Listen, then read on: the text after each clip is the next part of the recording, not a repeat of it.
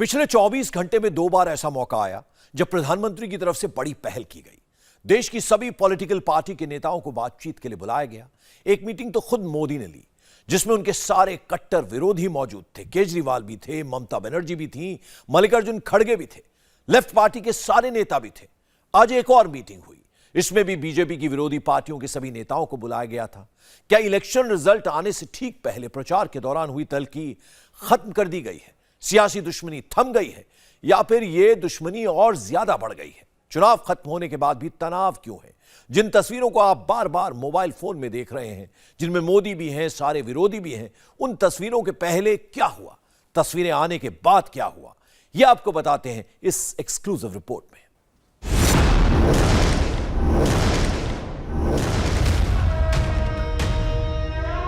दुश्मनी खत्म या दुश्मनी अभी बाकी है?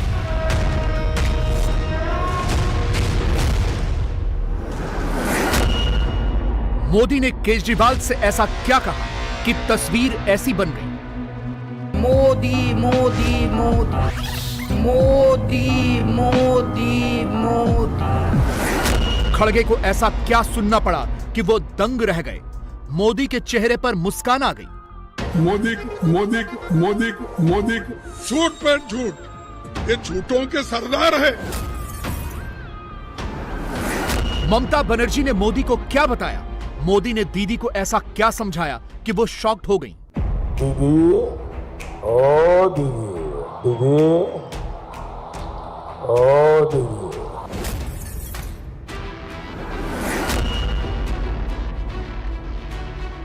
8 के काउंटडाउन से पहले का ट्रेलर ऐसा है, तो 8 के बाद की पिक्चर कैसी होगी? गुजरात हिमाचल के रिजल्ट के बाद यह सियासी दुश्मनी खत्म होगी या पहले से ज्यादा तीखी होगी? क्या मोदी के खिलाफ नफरत और ज्यादा बढ़ेगी? देखिए, मैं कई दिनों से कह रहा हूं कि भारतीय जनता पार्टी और गुजरात की जनता दोनों साथ में मिलके एक नया इतिहास बनाने वाले हैं। ये चुनाव कोई सत्ता के लिए चुनाव नहीं था, ये चुनाव संबंधों का चुनाव था। गुजरात के हर एक कोने में कमल खिलने वाला है। पिछले 1.5 महीनों में मोदी को क्या क्या नहीं कहा गया? रावण, झूठों का सरदार, मोदी हारेगा, मोदी गो बैक, विरोधी अलग अलग खेमों में थे, मगर सबके टारगेट पर नरेंद्र मोदी ही थे। और अब इलेक्शन रिजल्ट से ठीक पहले सारे विरोधी एक बार फिर ऑल आउट अटैक के मोड में आ चुके हैं। दीदी की पार्टी की टाइमलाइन मोदी के खिलाफ फाइट बैक वाला ट्रेंड शुरू कर चुकी है। दीदी अजमेर दरगाह में चादर चढ़ाने से लेकर पुष्कर के ब्रह्मा मंदिर तक राउंड लगाने लगी हैं।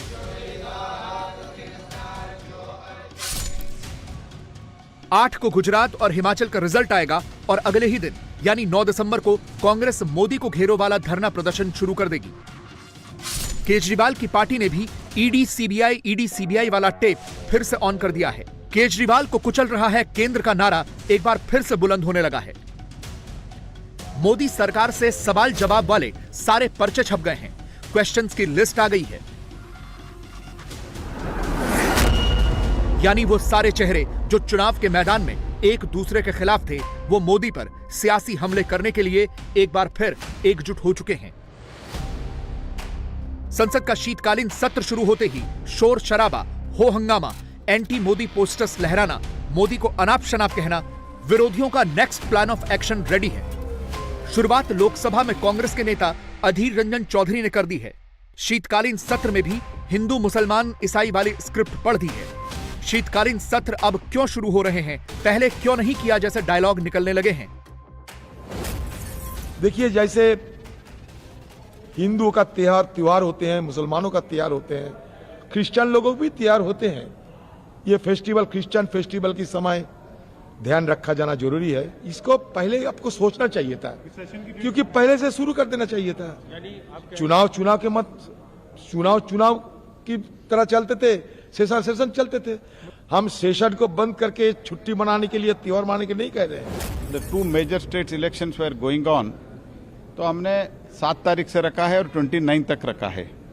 24th सैटरडे है, 25th संडे है, संडे के दिन क्रिसमस है, हम सब क्रिसमस मनाएंगे।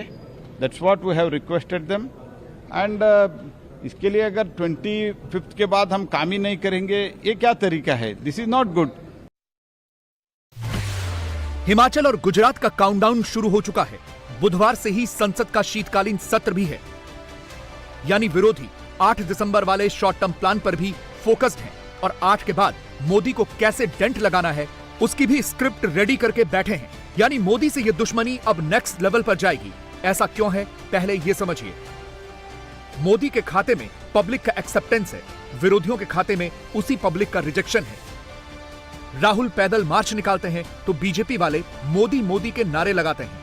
राहुल फ्लाइंग किस देते हैं और देखते ही देखते सोशल मीडिया पर यह नैरेटिव फिट कर दिया जाता है कि राहुल तो अपने विरोधियों को भी प्यार बांटते हैं। दरअसल यह पब्लिक के रिजेक्शन के बाद परसेप्शन की लड़ाई है।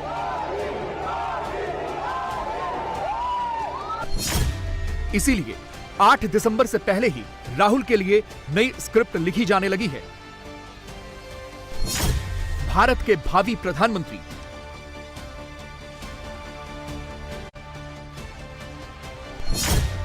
राहुल से ही मुमकिन है।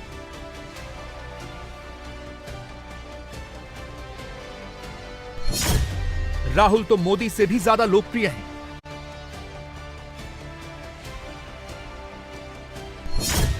कांग्रेस के इकोसिस्टम ने तो अभी से राहुल गांधी को हिंदुस्तान का अगला प्राइम मिनिस्टर डिक्लेयर कर दिया है। न्यूयॉर्क टाइम्स पर राहुल की भारत जोड़ो यात्रा वाला आर्टिकल कांग्रेस के हर नेता की टाइमलाइन पर घूमने लगता है। मकसद सिर्फ एक है, मोदी को हराना है तो राहुल को ही सबसे बड़ा नेता बताना है। मोदी के सारे दुश्मनों को किसी भी तरह एक मंच पर लाना है। भारत की टूटने की संभावना बढ़ रही है, संभावना, खतरा है। राजनीतिक तानाशाही हकीकत बन गई है। जो सवाल पूछे जाते हैं, क्या इसका असर चुनाव पर पड़ेगा? 2023 राजस्थान में चुनाव होने वाले हैं, 2024 को लोकसभा में चुनाव होने वाले हैं। इसका फायदा हमें चुनाव में मिल सकता है। 10 साल बाद वो पहचान गए हैं कि कांग्रेस के अलावा और कोई विकल्प नहीं है। अगर आरएसएस की विचारधारा से लड़ना है मजबूती से, कांग्रेस का ही रास्ता उनको अपनाना होगा। चंद घंटों के भीतर ही कुछ ऐसा हुआ है कि मोदी विरोधी इकोसिस्टम तिलमिला सा उठा है। तमाम एग्जिट पोल से क्लियर है कि 27 साल के शासन के बाद भी गुजरात में एक बार फिर भगवा लहराने जा रहा है। हिमाचल में भी बीजेपी की सरकार बच सकती है। 27 साल पहले भी आप देखो तो गुजरात को इसी प्रकार से तोड़ने का प्रयास किया गया। कांग्रेस सालों से इसी प्रकार से चुनाव लड़ती आई है। कभी गुजरात को बदनाम करना, कभी गुजरात की धरती को बदनाम करना, और कभी कभी कुछ ना सेट हो पाए तो गुजरात के लोगों को भी बदनाम कर लेते हैं। तो कहीं ना कहीं कांग्रेस ने लोगों के बीच में से विश्वास खो लिया है, और उसके कारण आज भी भारतीय जनता पार्टी और गुजरात के नागरिक दोनों एक सिक्के के दो पहलू हैं, साथ में मिलकर गुजरात को आगे बढ़ाते हैं। तो क्या इसीलिए कांग्रेस एक बार फिर से विपक्षी एकता वाली टेप बजाने लगी है? क्या इसीलिए राहुल के फेवर में नए सिरे से अग्रेसिव सोशल मीडिया कैंपेन शुरू हुआ है? भारतीय जनता पार्टी रिकॉर्ड तोड़ विजय प्राप्त करने वाली है। राहुल गांधी के लिए आप लोग कह रहे हैं वो तो यात्रा निकाल रहे थे, कुछ असर नहीं पड़ेगा? जो यात्रा छोड़ के गए तो ना खुदा ही मिला, ना विशाले सनम, ना इधर कुछ मिला ना उधर कुछ मिला। कमलनाथ जी ने चैलेंज दिया है बीजेपी और उनको कि वो जवाब देने भी लायक नहीं है। आपको है धर्माध्यात्म? जनता केवल उपहास उड़ाएगी। दिन रात मोदी के खिलाफ माहौल बनाने वाले एक प्लेयर अरविंद केजरीवाल और उनकी पार्टी भी है। केजरीवाल कई हफ्तों से एक ही नारा बुलंद कर रहे हैं, अब की बार गुजरात वाले कमाल करने वाले हैं, यही रट लगा रहे हैं। मगर जैसे ही एग्जिट पोल के नतीजे आए, केजरीवाल का टोन ही बदल गया। गुजरात में मेजोरिटी की सरकार बनाने का दावा करने वाले केजरीवाल अब 15 से 20% वोट शेयर पर ही खुश दिख रहे हैं। पॉजिटिव हैं, नई पार्टी है, नई पार्टी ने एंट्री की है और कह रहे थे कि बीजेपी जो है गढ़ है इन लोगों का, तो इतनी कोई 15% 20% वोट शेयर पहली बार अगर कोई पार्टी जाए तो बड़ी बात है। गोपाल भाई भारी मार्जिन से जीत रहे हैं मेरे सर्वे के मुताबिक, लिख के दे देते हैं। लिख के दे देते हैं। याद कीजिए, ये वही केजरीवाल है जो हर प्रेस कॉन्फ्रेंस में, हर इंटरव्यू में कागज पेन निकालकर बैठ जाते थे। आम आदमी पार्टी को कितनी सीटें मिलने वाली हैं, ये लिख कर दिखाते थे, डंके की चोट पर बताते थे। मगर कल गुजरात में सरकार बनाने का क्लेम करने वाले केजरीवाल आज अपनी ही दावे से पलट गए हैं। गोपाल भाई भारी मार्जिन से जीत रहे हैं मेरे सर्वे के मुताबिक, भारी मार्जिन से। लिख के दे देते हैं, वो लिख के दे देते हैं। 3 लिखे हैं मैंने। हमारे प्रदेश अध्यक्ष गोपाल इटालिया भारी मार्जिन से जीत रहे हैं। हमारे सीएम उम्मीदवार ईशुदान जी भारी मार्जिन से जीत रहे हैं। अल्पेश जी वराछा से भारी मार्जिन से जीत रहे हैं। तीनों जीत रहे हैं। आम आदमी पार्टी की सरकार बन रही है, मैंने इतना लिख के दिया। 92 से ऊपर आ रही हैं। पॉजिटिव हैं, नई पार्टी है, नई पार्टी ने एंट्री की है और कह रहे थे कि बीजेपी जो है गढ़ है इन लोगों का। तो इतनी कोई 15% 20% वोट शेयर पहली बार अगर कोई पार्टी जाए तो बड़ी बात है। यानी केजरीवाल सीधे 91 सीट से ऊपर और तख्ता पलट वाली स्क्रिप्ट से पीछे हटकर 15% वोट शेयर पर आ गए हैं। कई दिनों से मुख्यमंत्री जी पत्र खेल रहे, वो कहीं पे भी जाते वो पेन और कागज निकाल के वो नया स्टंट उनका चालू किया है। वो पत्र आप जरूर से संभाल के रखना। मैंने भी फोटोकॉपी करवाई है, एक सेट मैं भी आपको दूंगा। वो फोटोकॉपी आपके पास इसके लिए रखना क्योंकि 8 तारीख को ये लोग आपको गुजरात में नहीं मिलेंगे। ये कोई भी फ्लाइट पकड़ के दिल्ली भाग जाएंगे। उससे पहले उनसे ज़रूर से पूछना कि राजनीति में सत्ता प्राप्त करने के लिए इस प्रकार के स्टंट क्या सही में ज़रूरी है। पैसे खर्च करने से कभी भी कहीं पर सरकार नहीं बन जाती है।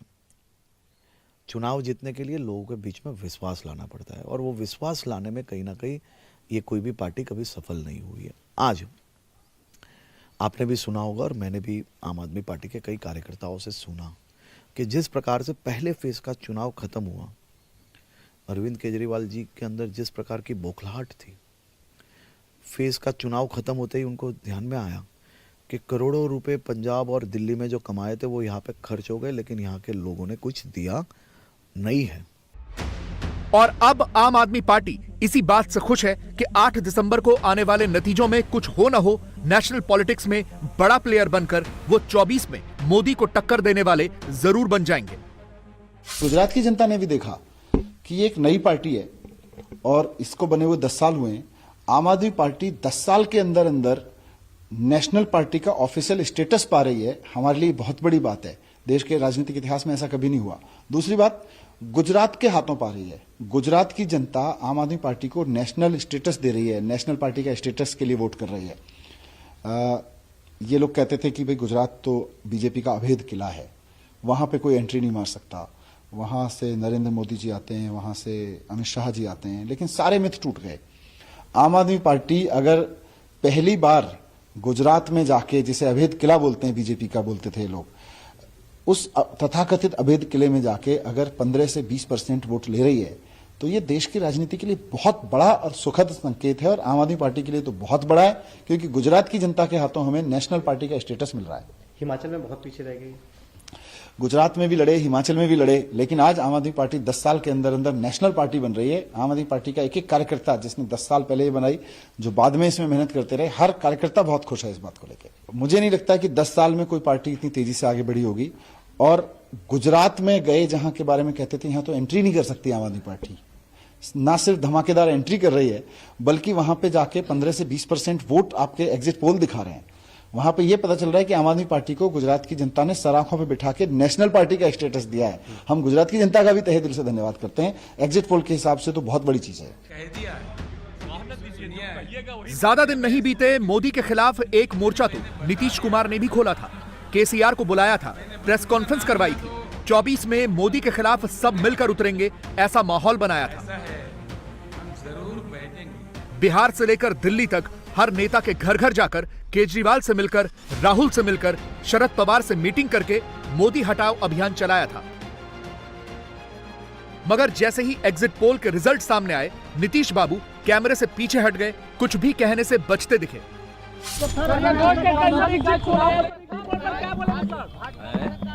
हिमाचल प्रदेश, गुजरात में फिर से भाजपा की सरकार आई, एग्जिट पोल में आ रहा है सर। अरे तो कौन आएगा? जनता मालिक है, जिसको दे क्या है? सर कुंडली में क्या होगा सर? अरे भाई, जनता मालिक है। वो जो चाहेगी वो फैसला देगी, तो रिजल्ट आएगा जो आएगा, हम कभी कुछ बोलते हैं। सुना आपने, एग्जिट पोल में कमल खिलता देख मुरझाए मुरझाए से दिखे नीतीश कुमार। बीजेपी का नाम सुनते ही टाल गए सवाल। यानी जैसे जैसे पॉलिटिकल सिनेरियो बदल रहा है, वैसे वैसे मोदी के दुश्मनों को झटका लग रहा है।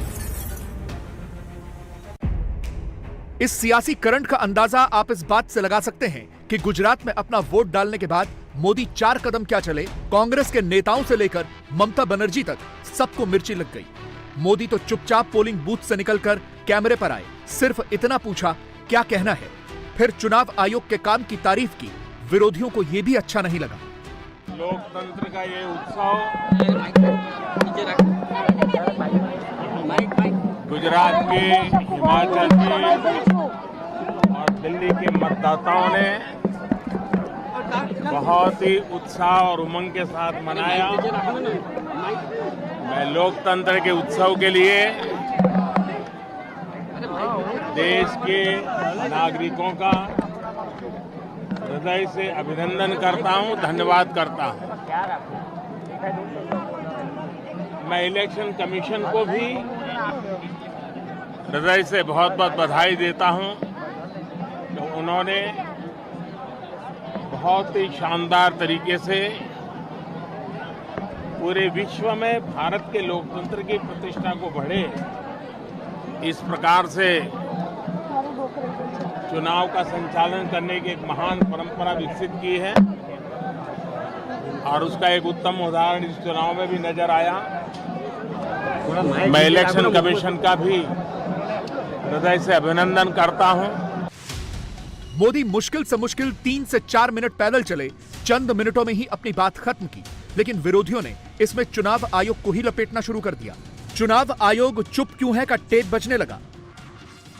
दीदी भी कैमरे पर आई और वही टेप रिपीट किया। सबका दम फूलने लगा। इसीलिए कांग्रेस से लेकर टीएमसी तक सारे के सारे एक साथ एक्टिव हो गए। They are the special people. It is the election commission duty. As a political party, we abide by the election commission. But what Supreme Court said, I do agree, cent for cent, that election commission also there should be some system for nomination of the election commission and all this. Election day roadshow is banned. But for them, they may be excused. This is the basic difference. They are the special people. It is the election commission duty. As a political party, we abide by the election commission. But what Supreme Court said, I do agree, cent for cent, that election commission also there should be some system for nomination of the election commission and all this.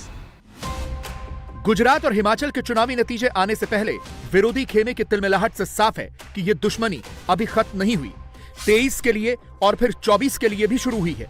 और यकीन मानिए, नतीजों के बाद मोदी पर उनके दुश्मनों के हमले पहले से कहीं ज्यादा तीव्र होंगे।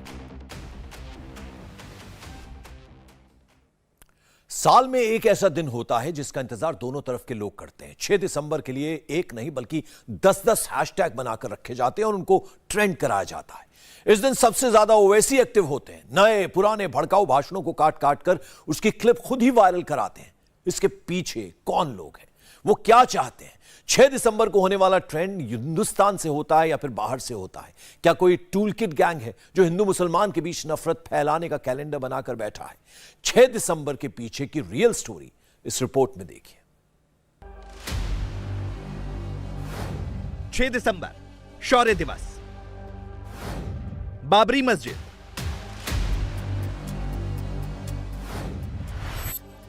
No regret, no sorrow, no repentance, no grief, जय श्री राम, काशी मथुरा। 6 दिसंबर की तारीख आते ही सोशल मीडिया पर ये सारे हैशटैग ट्रेंड कर रहे हैं। नंबर 1 पर शौर्य दिवस, नंबर 4 और 10 पर बाबरी मस्जिद, 15, 16, 17, 20 नंबर पर no regret, no sorrow, no repentance, no grief. Number 22, 24 और 26 पर भी राम मंदिर और बाबरी मस्जिद से जुड़े हैशटैग दिन भर ट्रेंड करते रहे। शेम, ना भूलेंगे ना माफ करेंगे, ब्लैक डे जैसी भड़काने वाली बातें सोशल मीडिया पर जमकर वायरल हो रही हैं। सवाल यह है कि आखिर 30 साल बाद नफरत की ये खेती कौन कर रहा है? कोर्ट ने अपना फैसला सुना दिया है। राम मंदिर का निर्माण अयोध्या में हो रहा है, तो कौन है जो इस मुद्दे को जिंदा रखने की कोशिश कर रहा है? कौन है जो हिंदू मुस्लिमों को लड़ाने की कोशिश कर रहा है? दरअसल इस मुद्दे से जुड़ी है सियासत, वोटों वाली सियासत जो फिजा में नफरत का जहर घोलने की कोशिश कर रही है। असदुद्दीन ओवैसी का ये ट्वीट देखिए। 6 दिसंबर भारत के प्रजातंत्र में हमेशा काले दिन के तौर पर दर्ज रहेगा। बाबरी मस्जिद को ढाना नाइंसाफी का प्रतीक है। जो इसके जिम्मेदार हैं उन्हें कभी सजा नहीं होगी। हम इसे भूलेंगे नहीं और ये भी तय करेंगे कि आने वाली पीढ़ियां भी इसे ना भूलें। ये आपका घर है, आपको मैं जाके आपका घर तोड़ दिया और तोड़ने के बाद हम जाते एक जज साहब के पास, मैंने समझाने के लिए बोल रहा हूं,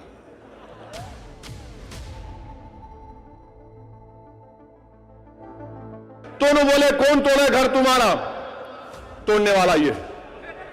बोले नहीं, तोड़ने वाला घर बना के रहेगा। मेरा घर तोड़े, तोड़े मेरा घर और तोड़ने वाले को मेरा घर दे रहे आप। वाह, what a wonderful thing to do.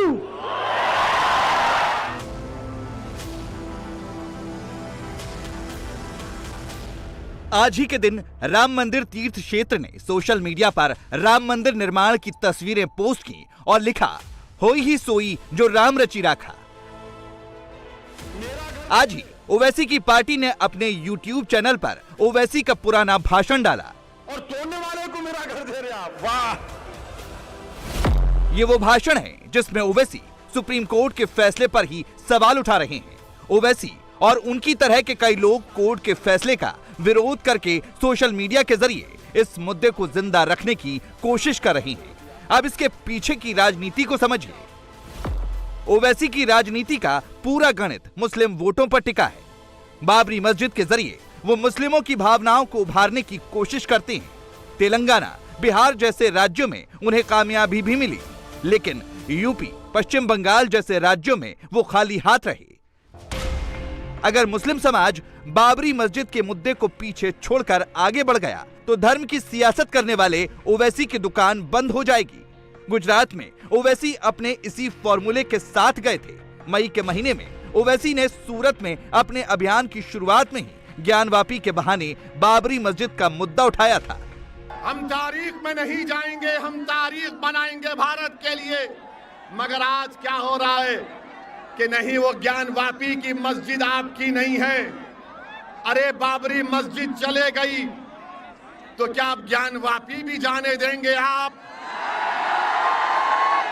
अगर हम मस्जिद की हिफाजत नहीं करेंगे तो कौन करेगा? और जब ज्ञानवापी मस्जिद का मसला उठा तो क्या कांग्रेस ने बोला? क्या बोला कांग्रेस ने? क्या राहुल गांधी ने बोला? क्या आम आदमी पार्टी के केजरीवाल ने बोला? किसने बोला फिर? क्या नाम था बोलने वाले का? क्या नाम था बोलने वाले का? क्यों बोला वो? इसलिए कि भारत का ये हिस्सा है, संविधान का हिस्सा है, 91 का कानून है और कोई मस्जिद को, मंदिर को हाथ नहीं लगा सकता। ओवैसी ने गुजरात चुनाव में बाबरी मस्जिद की बात करके इमोशनल कार्ड खेला, लेकिन लगता है कि गुजरात के मुसलमानों पर उनका ये कार्ड काम नहीं किया। गुजरात चुनाव के एग्जिट पोल बता रहे हैं कि ओवैसी की पार्टी का खाता नहीं खुल रहा है। तो क्या मुसलमान बाबरी मस्जिद के मुद्दे से आगे बढ़ गए हैं या फिर 6 दिसंबर का 8 दिसंबर यानी चुनाव के नतीजों वाले दिन से सीधा कनेक्शन है? दरअसल चुनाव गुजरात का हो या कोई और, हर पार्टी का सीधा कनेक्शन इससे है। राम मतलब वोट, बाबर मतलब वोट। रावण मतलब वोट, लक्ष्मी गणेश मतलब वोट। जय सिया राम, जय सिया राम। अब जय सिया राम का मतलब क्या है, ये पंडित जी ने मुझे बताया, सीखा हूं मैं, यात्रा पे बहुत कुछ सीखा हूं। जय सिया राम का मतलब क्या है? दिग्विजय जी ताली बजा रहे हैं। जय सिया राम का मतलब जय सीता जय राम। मतलब क्या कि सीता और राम एक ही हैं, सीता और राम एक ही हैं, इसलिए नारा है जय सिया राम या जय सीताराम। तीसरा नारा जय श्री राम, उसमें हम राम भगवान की जय करते हैं। बीजेपी के लोग जय श्री राम करते हैं मगर कभी जय श्री राम और हे राम क्यों नहीं करते? यहां मैं देख रहा हूं हर इसमें मोदी जी वही कुश्ती खेल रहे। म्युनिसिपैलिटी के इलेक्शन आते हैं, कॉरपोरेशन के चुनाव आते हैं, मोदी को वोट दो, मोदी को वोट दो, मोदी। क्या मोदी आके यहाँ के म्युनिसिपैलिटी के काम करने वाले हैं? अरे आप तो प्रधानमंत्री हो, आपको काम दिया गया है, वो काम करो। हर वक्त अपनी ही बात करते हैं। आप किसी को मत देखो, मोदी को देखकर वोट दो। अब भाई तुम्हारे को तुम्हारी सूरत कितनी बार देखना, कॉर्पोरेशन में भी तुम्हारी सूरत देखना,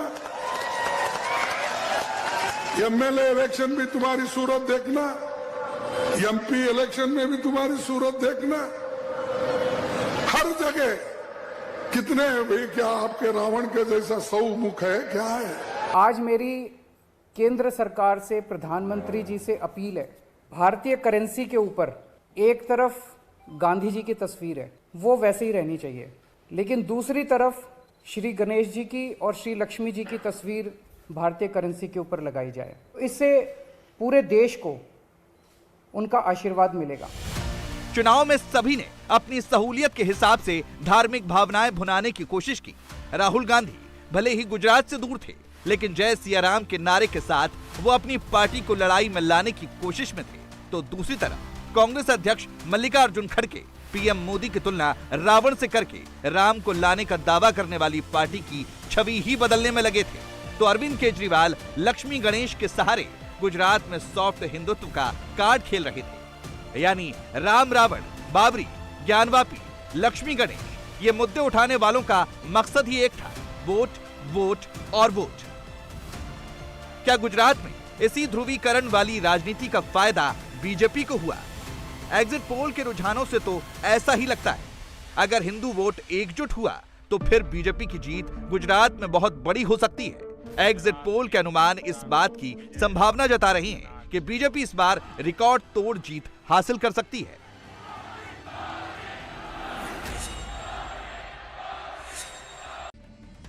छह दिसंबर से जुड़े इतिहास को सोशल मीडिया के जरिए कुरेदने का कनेक्शन 8 दिसंबर से भी है और 2024 से भी। अयोध्या में साल के 365 दिन 24/7 मंदिर का काम चल रहा है। श्री राम की जन्मभूमि पर श्री राम का भव्य मंदिर आकार ले रहा है। रामलला यहाँ कब विराजेंगे उसकी तारीख भी तय हो गई है। 14 जनवरी 2024 जब सूर्य उत्तरायण होंगे तब सूर्यवंशी राम गर्भगृह में विराजमान होंगे। अयोध्या का भविष्य अब राम के हाथों में है, लेकिन काशी और मथुरा कोर्ट के चक्कर में फंसी है। एक पक्ष वो भी है जो 6 दिसंबर का इस्तेमाल काशी और मथुरा के विवाद को हवा देने के लिए कर रहे हैं। 6 दिसंबर के बहाने काशी और मथुरा का मुद्दा फिर गर्म किया जा रहा है। 22 को हारने वाले 24 की तैयारियों में लगे। इसी के रिएक्शन में सोशल मीडिया पर शौर्य दिवस वाला हैशटैग चलाया जा रहा है। सियासत के लिए नफरत वाला टूल किट फिट करने की कोशिश एक तरफ से नहीं, दोनों तरफ से हो रही है। गुजरात की जनता तो अपने भविष्य का फैसला कर चुकी है। अभी तो क्वार्टर फाइनल हुआ है। अगले साल 9 राज्यों में सत्ता का सेमीफाइनल होगा। फिर उसके बाद 2024 के आम चुनाव में सत्ता की इस लड़ाई का फाइनल मुकाबला होगा। तब तक नफरत के ऐसे नए नए हैशटैग आते रहेंगे। मथुरा में श्री कृष्ण जन्मस्थान और शाही ईदगाह मस्जिद विवाद बरसों पुराना है, जिसे फिर एक बार हवा देने की कोशिश की गई।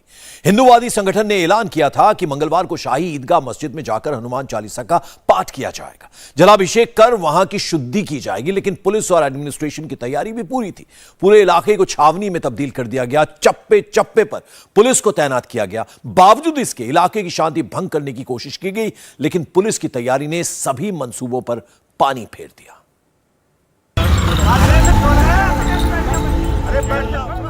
हिंदू महासभा का ऐलान, अलर्ट पर पुलिस प्रशासन, पहरे में शाही जामा मस्जिद, चप्पे चप्पे पर पुलिस। यह नजारा है मथुरा का, जहां भी नजर दौड़ाई जाए हर तरफ सिर्फ पुलिस ही पुलिस, पूरा शहर छावनी में तब्दील। और यह सब हुआ अखिल भारत हिंदू महासभा की तरफ से किए गए ऐलान के बाद। दरअसल अखिल भारत हिंदू महासभा ने ऐलान किया था कि 6 दिसंबर को मथुरा श्री कृष्ण जन्मभूमि के नजदीक बनी शाही जामा मस्जिद में रुद्राभिषेक करेंगे। इसके बाद हनुमान चालीसा का पाठ होगा और फिर लड्डू गोपाल की प्रतिमा स्थापित की जाएगी।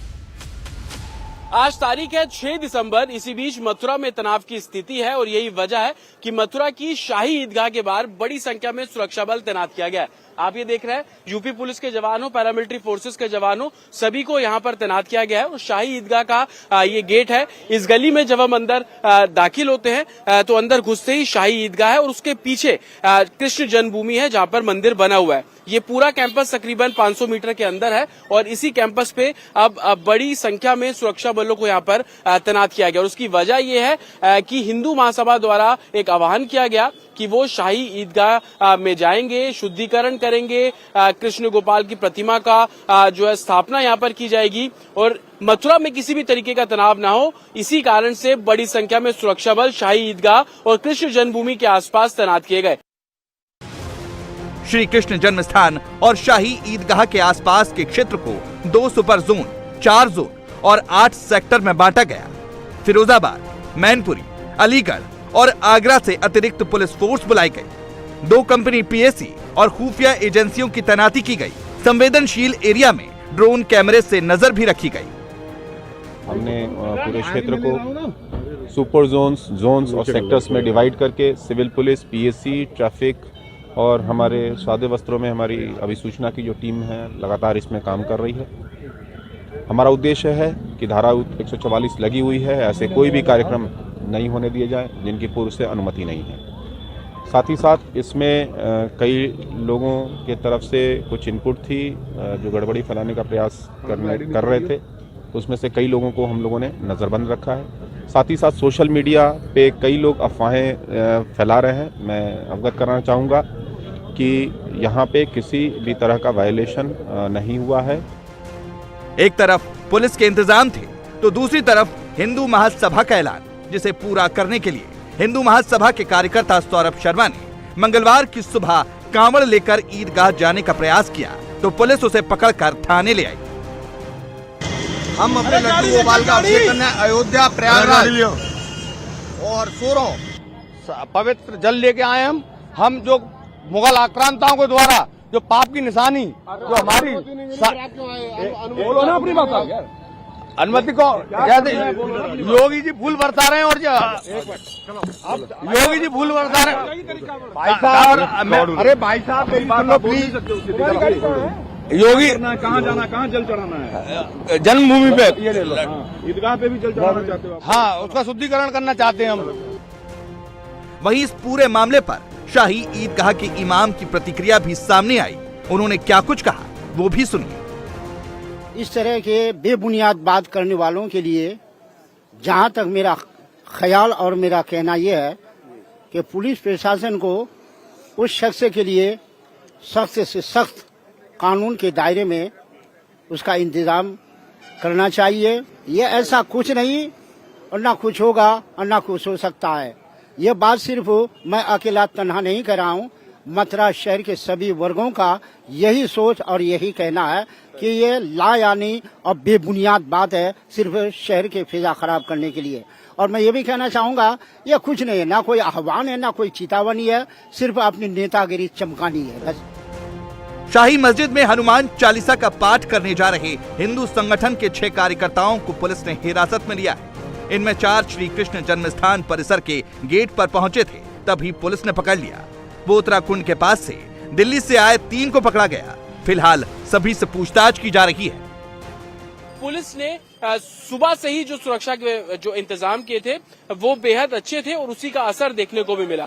आप देखेंगे ये पूरा जो रोड है तकरीबन 1 किलोमीटर का स्ट्रेच है और यहाँ पर आपको यूपी पुलिस के जवान, रैपिड एक्शन फोर्स के जवान, दंगा निरोधक जो गाड़ी है वो यहाँ पर तैनात है और इसी तरीके से इस पूरे इलाके में सुरक्षा की जो व्यवस्था है वो यूपी पुलिस द्वारा की गई और वही असर है कि किसी भी तरीके के लॉ एंड ऑर्डर की सिचुएशन खराब होती हुई यहाँ पर हमें नजर नहीं आई। हालांकि पुलिस का साफ तौर पर कहना है कि जो भी लोग अफवाह फैलाएंगे उन सभी के खिलाफ कार्रवाई की जाएगी। जिन 6 लोगों को डिटेन किया गया है उनसे पूछताछ की जा रही है और उसके बाद उन लोगों के खिलाफ भी कानूनी कार्रवाई करने की बात यूपी पुलिस करती नजर आ रही है। कैमरामैन अर्जुन के साथ जतिन शर्मा, इंडिया टीवी, मथुरा। और उधर कर्नाटक महाराष्ट्र सीमा विवाद अब फुल पॉलिटिकल हो चुका है। दोनों तरफ से सियासी उठापटक शुरू हो चुकी है। कर्नाटक की बसों पर एमएनएस कार्यकर्ताओं ने जय महाराष्ट्र लिख दिया है, तो वहीं कर्नाटक के बेलगावी में महाराष्ट्र के ट्रकों पर जमकर पथराव किया गया है। इन सब के बीच एनसीपी चीफ शरद पवार ने कर्नाटक को चेतावनी दे दी है कि कर्नाटक महाराष्ट्र के धैर्य की परीक्षा ना ले। बिगड़ते हालात देखकर महाराष्ट्र के सीएम एकनाथ शिंदे और कर्नाटक के सीएम की फोन पर बात हुई है। महाराष्ट्र के डिप्टी सीएम देवेंद्र फडणवीस अमित शाह से बात करने वाले हैं। फडणवीस ने अपने राज्य के लोगों से अपील की है कि वो अग्रेसिव तरीके से रिएक्ट न करें।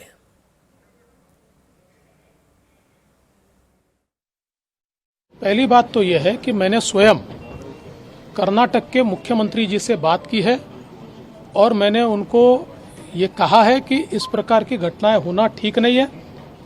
अपने देश में हमारा संविधान ये किसी भी राज्य में किसी को भी आने जाने की, वहाँ रहने की, वहाँ नौकरी करने की इजाज़त देता है। तो अगर महाराष्ट्र की गाड़ियों पर हमला हो रहा है तो ये गलत बात है।